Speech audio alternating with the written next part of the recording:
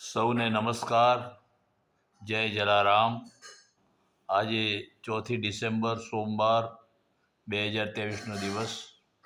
હું PM પોપટ વડોદરાથી આપ સર્વનું હાર્દિક સ્વાગત કરતા આનંદની લાગણી અનુભવું છું. દિવસની શરૂઆત થોડા મનોમંથન અને ચિંતનથી કરેલી. ભગવાને મનુષ્ય તરીકે આપણને આ સૃષ્ટિમાં જન્મ આપ્યો છે, ત્યારે આપણી કેટલીક ફરજો પડશે.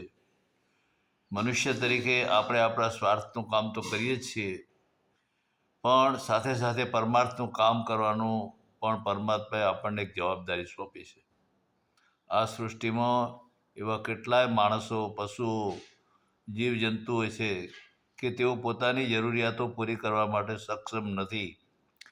તેમને મદદ થવા માટે આપણે એક માનવતાનો રાહ જેટલો શક્ય હોય તેટલો કરવાની જરૂર છે.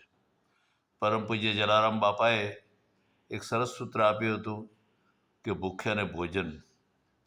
આજે આપણા પરિવારમાં એટલે કે મનુષ્ય જાતિમાં એવા કેટલાય મહાનુભાવો છે જે પોતાની આવકનો અમુક ટકા ભાગ આવા સારા કાર્યોમાં ખર્ચે છે. શાસ્ત્રો કહે છે કે તમે જે કંઈ કમાઈ કરો તેનો 10% ભાગ સારા કાર્ય માટે વાપરો. સારા કાર્યમાં ઉત્તમ કાર્ય કોને કહેવું? ઉત્તમ કાર્ય ભૂખ્યાને ભોજન આપવું. જેનું પેટ ખાલી છે, તે બિચારા કશું જ કામ કરવા માટે શક્તિવાન નથી, તેમને ઉપયોગી અને મદદરૂપ થવા માટે આપણે આગળ આવવું જોઈએ. પક્ષીઓ, મૂગા ઢોર, એને ચણ આપવાથી, એને રોટલો આપવાથી એક મોટું પુણ્યનું ભાથું જમા થાય છે.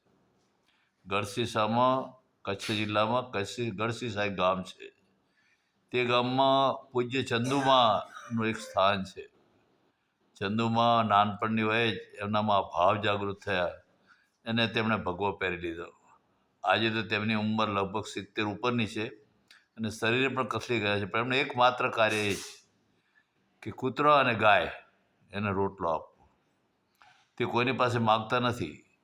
એની પાસે એટલી બધી સમૃદ્ધિ છે એમના પિયર પક્ષમાં કે એમના ભાઈઓએ પણ કીધેલું છે કે તમારે કોઈની પાસે પૈસા માગવાના નહીં, તમારે આપવાના. જ્યાં પણ ફંક્શનોમાં એને તેડી જાય, કેટલીક વખત લગ્ન પ્રસંગોમાં, કોઈ ઉત્સવ ઉજવણીમાં એમને લઈ જાય, તો એ તરત જ પોતાની પાસેના પૈસામાંથી 500, 100 કે 1000 કે 2000 કે આ પક્ષીના ચણ માટે વાપરજો, આ કૂતરાના રોટલા માટે વાપરજો.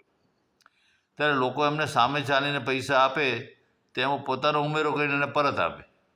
કેટલી બધી ઉમદા અને દિવ્ય ભાવના. એક વખત કચ્છ તરફ જાઓ તો આ ગઢસીસા ચોક્કસ દર્શન કરજો. મારો કહેવાનો ભાવ એ છે કે તમે તમારી આવકમાંથી 10% હિસ્સો સારા કામ માટે વાપરો.